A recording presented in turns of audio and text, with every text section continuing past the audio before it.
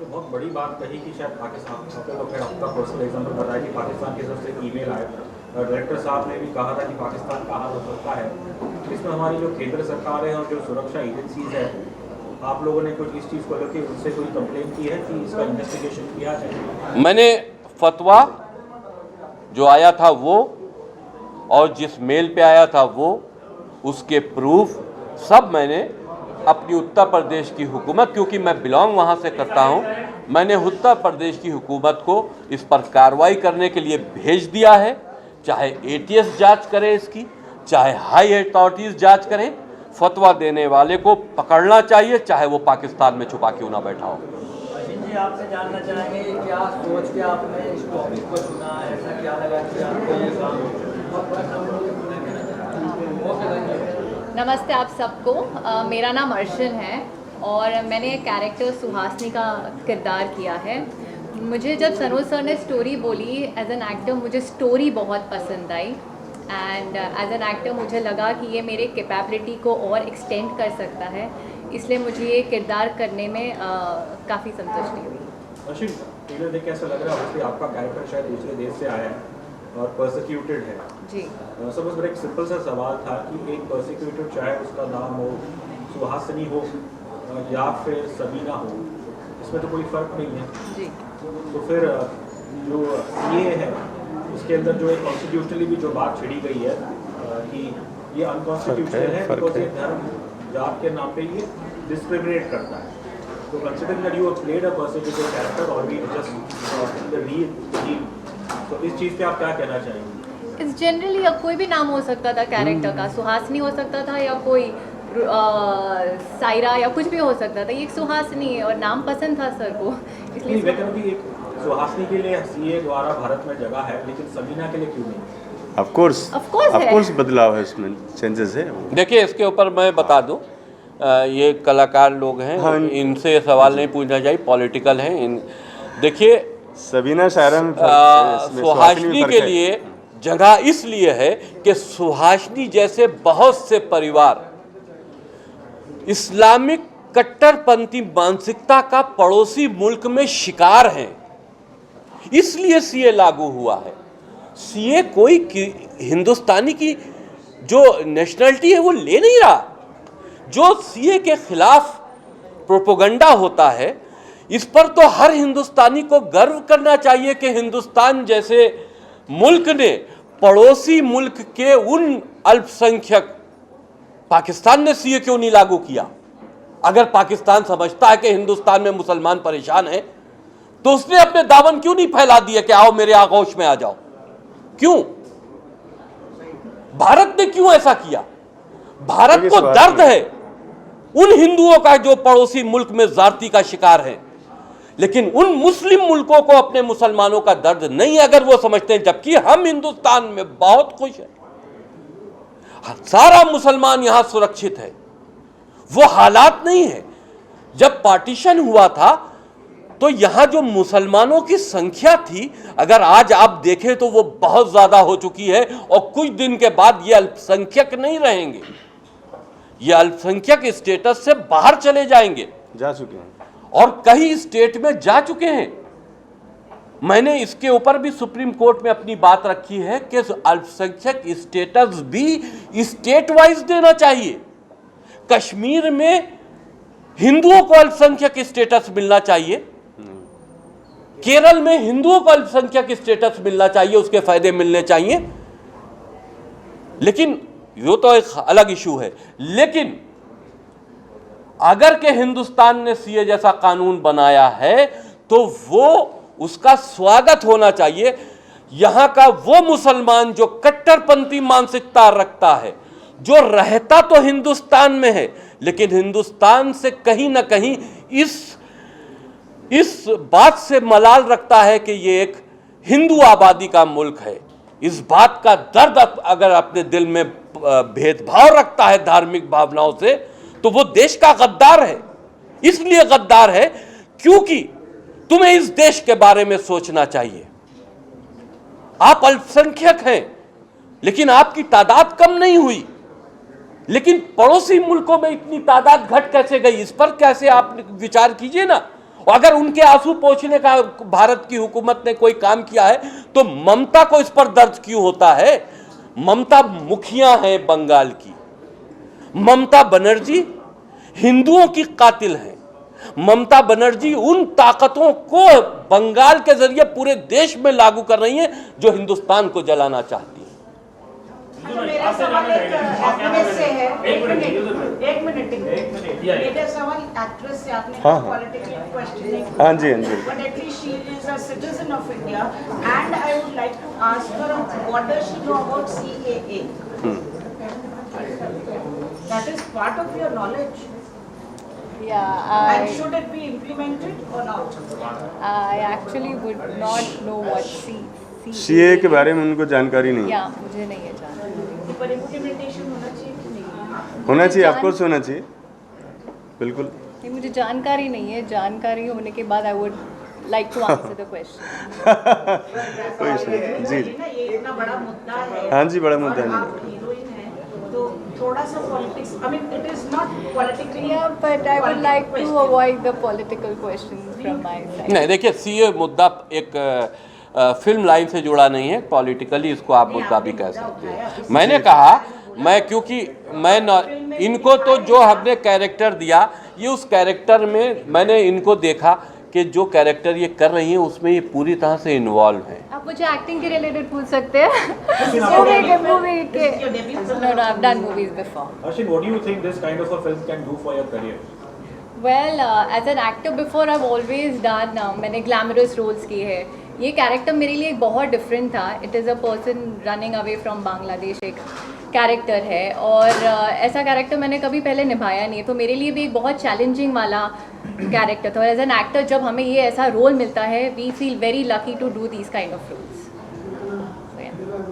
जैकी ji, obviously पहले आपकी अलग पहचान थी और लेकिन फिल्म के पोस्टर में आपका पुराना नाम ही लिखा है, इसके पीछे कोई वजह थी? देखिए, ये वसीम रिजवी फिल्म्स मैंने 2018 में रजिस्टर्ड की थी, तो ये हमारी फिल्म का बैनर पहले से रजिस्टर्ड है। नाम में कुछ नहीं होता। मैं किसी धर्म का विरोधी भी नहीं हूँ, उस मानसिकता का विरोधी हूँ जो मानसिकता देश को नुकसान पहुंचा रही है, या वो मानसिकता कोई भी धर्म की मानसिकता हो जो इंसानों का बंटवारा कर रही है। मैं इस्लाम का विरोधी भी नहीं हूँ, हाँ उन ग्रंथों का ज़रूर विरोधी हूँ जो कि गलत तरीके से इस्लाम के मानने वालों को फीड कराए जा रहे हैं, जिनके जहन के अंदर एक ऐसा अल्फाज दूसरे धर्म वालों के लिए बिठाया जा रहा है जिसको हम काफिर कहते हैं। ये नहीं होना चाहिए। Can I ask a simple question from Arshi? Yeah. This film, The Diary of West Bengal, has already, become a controversial film. Right. So, do you think such commercial films will garner eyeballs and it will benefit you in the future on par with getting roles? See, as an actor, I would always see different types of characters that I get in life, you know. So this kind of character would definitely portray me as an actor because it has a lot of intense things which we haven't done before. तो हमेशा एक लड़की को देख के ऐसा लगता है अरे वाह ग्लैमर है, ये है, वो है. But to this movie, it specifies a lot of struggle of a girl going through a lot of things in her life. So definitely. जैकी जी, मेरी तरफ से एक आखिरी सवाल। अब ऐसी फिल्मों को देखे, मतलब पिछले दो, I think starting from the Kashmir file, उससे पहले ताशकंद फिल्म आई थी, वो दोनों फिल्मों ने तो बड़ा अच्छा किया था, और फिर पिछले साल आई थी केरला स्टोरी। लेकिन दुर्भाग्य से जो कॉन्ट्रोवर्शियल सब्जेक्ट्स के ऊपर ढेर सारी फिल्में आई, जैसे हाल ही में आई थी रंदी बुदा की सावरकर, और दुर्भाग्य से फिल्में बॉक्स ऑफिस पे इन 2-3 फिल्मों को छोड़ के बाकी फिल्में कोई नहीं चली है। तो यही सोचकर फिर मजबूर करता है कि जब बात आती है कुछ देशभक्ति की, सच्चाई का साथ देने के लिए, तो हम ट्विटर और फेसबुक और इस पर तो साथ देते हैं, लेकिन हम थिएटर में फिल्म देखने नहीं जाते। इस चीज़ पे आप क्या कहना चाहेंगे? देखिए, देखना चाहिए। आप कुछ कर भी नहीं सकते अगर किसी के लिए, तो आप उनके दुख और दर्द को देखें भी नहीं और समझे भी नहीं, ये तो बहुत बड़ी बुराई है। आप बंगाल में जाकर बंगाली हिंदुओं के लिए क्यों नहीं जा रही पब्लिक, आपको क्या लगता है? देखिए, क्यों नहीं जा रही है और फिल्मों में क्यों नहीं गई, इस पर तो मैं कोई कमेंट्स नहीं पास कर सकता, लेकिन ठीक है, फिल्में जो हैं वो एक तरह से इंटरटेनमेंट का एक प्लेटफॉर्म है, लेकिन उसके साथ साथ फिल्में ऐसी भी अब बनने लगी हैं जो इस देश में समस्याओं को भी उजागर करती हैं। आप ज़रूर जाइए, उस तरह की फिल्में जो मज़ाक़िया हों, जो रोमांटिक हों, उस तरह की फिल्में भी देखिए, लेकिन इस तरह के सब्जेक्ट को देखने भी लोगों को जाना चाहिए। आप तभी तो समझोगे कहाँ पर क्या हो रहा है। हमने कोई चीज़ दिखाई है, उस दर्द को आप महसूस नहीं करोगे तो वक्त पड़ने पे आवाज़ क्या उठाओगे। तो आवाज़ उठाने के लिए आप कुछ कर नहीं सकते, कम से कम दर्द को महसूस तो कर सकते हो। इसलिए मेरी गुजारिश यही है कि ऐसी फिल्में जब थिएटर में आए तो उसमें जाना चाहिए और देखिए कि हम क्या कह रहे हैं, या देखिए वो प्रोड्यूसर, वो डायरेक्टर, वो कलाकार किस भाव से उस फिल्म को बनाया है और उसमें क्या दिखाना चाहते हैं। हो सकता है कि कभी आपके दिल में ऐसी फिल्में देखकर रहम आए उन लोगों के लिए जो पीड़ित हैं। आप अपने घर से एक आवाज़ भी उठाओगे तो शायद वो आवाज़ उनके दर्द को कहीं ना कहीं मदद कर सकती है। सर, आप फिल्म के हीरो हो, आप मुझे जानना चाहते हैं सर, केरल स्टोरी के बारे में इस तरह बोला गया है, सोशल मीडिया ऐसा था कि सब लोग देखने को मजबूर हुआ, पिक्चर को हिट किया, जिसको बोला केरल स्टोरी नहीं चलेगा, इस तरह आपके बात हो रहा है, उस तरह चलो धीरे धीरे लोग देख लेंगे। क्या लगता है आपको, इस तरह आपको भी कामयाबी मिलने की कोई रास्ता है, या आप कैरेक्टर के बारे में बताएं? क्यों नहीं रास्ता है, इसमें डेफिनेटली मिलेगा। कामयाबी करेगी जो सबने मेहनत करी है इसके अंदर, और हम लोग हमेशा पॉजिटिव रहते हैं कि चलेगी। हम ऐसा कभी नहीं सोचते कि नहीं चलेगी, हमने करा है तो चलेगी, डेफिनेटली चलेगी। और बाकी आपने क्या पूछा मुझसे? आपके रोल किरदार क्या है? जी, मेरा किरदार इसमें है, इसमें मैं 2 प्ले कर रहा हूँ, अतीक और प्रतीक। पॉजिटिव भी है इसमें, नेगेटिव भी है, और काफ़ी अच्छा कैरेक्टर है इसमें। इस पिक्चर करते समय कुछ डर भी लगा है? देख हमारे बागपंथी लोग वहाँ पे है, धमकियाँ हैं, इस तरह का रोल कर रहा हूँ मैं, समाज में मुझे किस तरह का रोल दिखाई, कैसे कुछ हुआ? नहीं, ऐसे धमकी तो हमें नहीं आई। वी आर एक्टर्स, तो हमारा काम फोकस रहता है एक्टिंग पे। पॉलिटिकली हम लोग नहीं है इन्वॉल्व इसमें। और पर्सनली मैं भी, हम लोग कभी, मैं इन जनरल भी कोई हिंदू, मुस्लिम, सिख, ईसाई उस पर नहीं जाता हूँ। ये स्क्रिप्ट जब सर मेरे पास लेकर आए और उन्होंने पूरी इस पर रिसर्च करा है, कहीं ना कहीं इसमें सच्चाई है, 100% सच्चाई है, इसलिए हमने करी है। लेकिन पर्सनली हमें किसी के अगेंस्ट नहीं है, क्योंकि हमने एक मुद्दा उठाया जिसमें हिंदू और मुस्लिम है, लेकिन अगर वो बहुत और भी रिलीजन है। हर कोई क्रिमिनल मुस्लिम नहीं है, हिंदू भी है, क्रिश्चियन भी है, हर क्रिमिनल है। फिलहाल हमने एक मुद्दा उठाया है, तो पर्सनली हमें किसी के अगेंस्ट नहीं है, लेकिन एक सर्टन सेट ऑफ पीपल है जो ये कर रहे हैं, स्पेशली वेस्ट बंगाल में। तो वो सारी चीज़ें सर मेरे को लेकर आए, हमें स्क्रिप्ट अच्छी लगी और काफ़ी चैलेंजिंग लगा ये रोल, इसलिए हमने उसको निभाया है। बट पॉलिटिकली मुझे कोई एक वो नहीं है कि मैं इनके अगेंस्ट हूँ। सुनो जी, बहुत धीमे उठाया गया है, पहले उठाना चाहिए मुद्दा जो आप लोग दिखा रहे, पहले उठाना चाहिए, काफी लेट हो गया आप लोग आने में। लेट तो सर ने, वही तो इसी के लिए तो सर बात कर रहे हैं, लेट हमारी तरफ से क्यों, हम तो काफ़ी टाइम से तैयार बैठे हैं जी। उसको आगे चीज़ें मिले तो निकलिए। हाँ जी सर, एक्टर हम भी तो वेट कर रहे हैं कि चीज़ जल्दी रिलीज हो।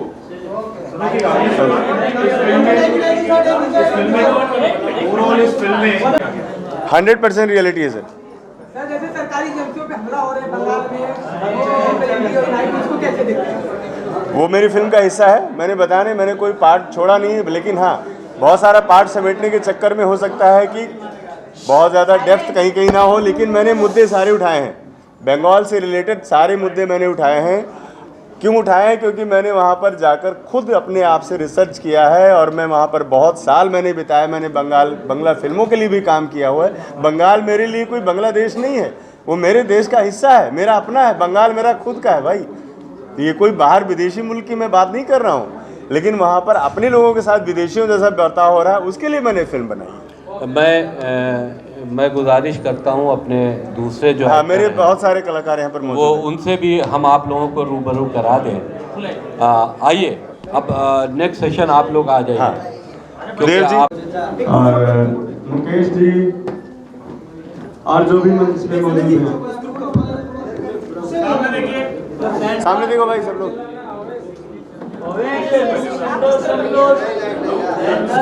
सब क्लोज और नजदीक आ जाओ, और नजदीक आ जाओ तुम।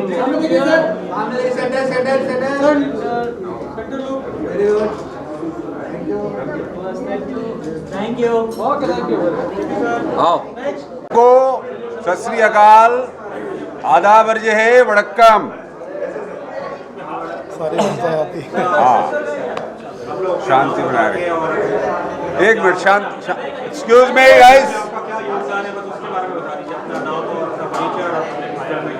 डैडी जी बताइए। सारे पत्रकार बंधुओं को मेरा नमस्कार। और ये फिल्म जैसा कि इसके बारे में बताया जा चुका है, उसमें ज़्यादा जाने की ज़रूरत नहीं है। I would like to tell about my role as Bhupendra Sarkar. और मैंने एक अपोजिशन लीडर का रोल इसमें किया है और मैं बहुत संतुष्ट हूँ इससे, क्योंकि डायरेक्टर ने जो कुछ मुझसे निकलवाना चाहा वो मैं निकाल के दे पाया हूँ। और मैं ये भी कहना चाहता हूँ आप सब लोगों से कि the director has been very astute and very very wise to utilize all the actors for doing their role. Thank you very much and thanks sir. मेरा नाम देव फौजदार है और बेसिकली मैं 20-21 साल से थिएटर ही कर रहा हूँ। फिल्म में मेरा कोई इंटरेस्ट कभी रहा नहीं और ना अभी कभी है। बट जब सनोज जी मिले, वसीम जी आए और बोले कि हम चाहते हैं कि ये चरित्र आप करें, विशाल एक चरित्र है फिल्म में, तो मैंने कहा मैं तो फिल्म करता ही नहीं हूँ, मैं तो थिएटर ही करता हूँ, पढ़ाता हूँ या ड्रामा में नाटक करता हूँ। तो बट उन्होंने बोला कि नहीं, ये कैरेक्टर हम आपसे चाहते हैं कि आप ही करें। मैंने कहा आपको पक्का पता है कि मैं न्याय कर पाऊँगा? तो उन्होंने बोला कि नहीं, आप ही न्याय कर पाओगे। उसके बाद जस्ट वो वापस आए हमारे थिएटर में ही और बोले कि आपने पूरा न्याय किया है। मैंने कितना कुछ किया है पता नहीं। हाँ, एक छोटा सा इंसिडेंट है कि क्योंकि मैं भी कभी धार्मिक विवादों में नहीं फंसना चाहता, रंगमंच से हूँ, हम लोग की अपनी एक जिम्मेदारियाँ होती हैं समाज के प्रति, पूरी दुनिया के प्रति। तो मैंने इस फिल्म का कभी पोस्टर या ऐसा कुछ स्टेटस अपने फेसबुक सोशल मीडिया पर नहीं लगाया था जिसकी वजह से कहीं कुछ नेगेटिव हो जाए। उसके बहुत सारे कारण थे, लेकिन मैं पढ़ाता हूँ तो उसमें एक स्टूडेंट था जो कि बंगाल से था और इत्तेफाक से मुसलमान भी था। तो मैं उसको ये सारी बातें शेयर कर रहा था तो उसने एक बात कही, बोला कि सर ये बिल्कुल सच है, बंगाल में सच में हिंदुओं के साथ वैसा ही होता आ रहा है। और बोला मैं इस बात का गवाह हूँ। मैंने कहा तुम तो मुसलमान हो? कि सर कोई फ़र्क नहीं पड़ता, हूँ तो मैं मानव भी। तो कहीं ना कहीं उसके दिमाग में ये भावना थी कि बंगाल में जो कुछ हो रहा है गलत है और दीदी के खिलाफ।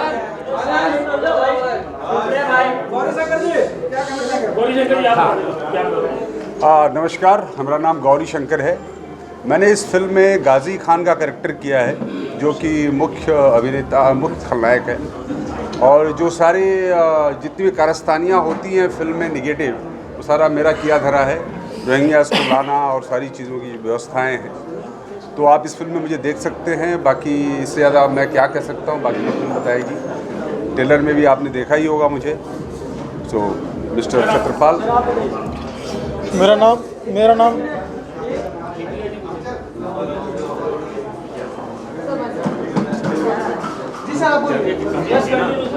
मेरा नाम छत्रपाल सूर्यवंशी है और मैं फिल्म में को प्रोड्यूसर हूँ। और जब मुझे पता लगा कि इस फिल्म में जो है हमारे सनोज मिश्रा और वसीम रिजवी जी के खिलाफ ममता दीदी ने FIR दर्ज करा दी है, तो जो फिल्म के जो पहले प्रोड्यूसर थे वो FIR को देख के पीछे हट गए। तो जब मुझे पता लगा कि इस तरीके से फाइनेंस जो लगा रहे थे वो पीछे हट गए, तो फिर मैंने इस स्टोरी को देखा, सुना कि स्टोरी देश हित में है तो मुझे इसमें फाइनेंस करना चाहिए। तो मैंने इसमें फाइनेंस किया और देश हित के लिए काम किया। मेरा नाम Reena Bhattacharya. Again, I am a theatre artist and I am trained under देव फौजदार सर। इस मूवी में जो मेरा कैरेक्टर है, it is with the name Rekha. Rekha is a window with 2 kids और वो कैसे अपना चैलेंजेस फेस करती है, how is she escaping from the neighboring country to this country, यही सब challenges के बारे में it is this role. A very challenging role for me. This is my debut movie, so I am very excited about it.